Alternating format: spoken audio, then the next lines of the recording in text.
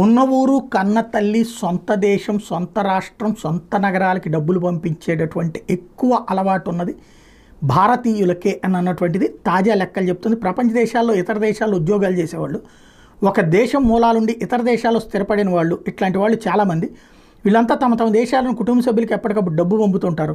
ప్రపంచ బ్యాంక్ అంచనాల ప్రకారం 2024లో ఇలా అత్యధిక సొమ్మును పంపింది భారతదేశానికేనంట. ప్రవాస భారతీయులు, విదేశాల్లో ఉద్యోగాలు చేసే భారతీయులు, ఇలాంటి వాళ్ళంతా $129.1 బిలియన్, అంటే 11 లక్షల కోట్లకు పైగా మన దేశానికి పంపారట. 2024లోనే కాదు, ఇప్పటి వరకు ప్రపంచ దేశాల్లో ఏ దేశానికి ఇంత మొత్తం రాలేదట. భారత్ $1,29,088 బిలియన్ డబ్బులు వస్తే, మెక్సికోకి 68,225, చైనాకి 48,000, ఫిలిప్పీన్స్కి 40,232, ఫ్రాన్స్ 37,304, పాకిస్తాన్ 33,198, బంగ్లాదేశ్ 26,602. 2024 ప్రపంచ దేశాలకు వచ్చిన మొత్తంలో మన దేశానికి వచ్చిన మొత్తమే ఏకంగా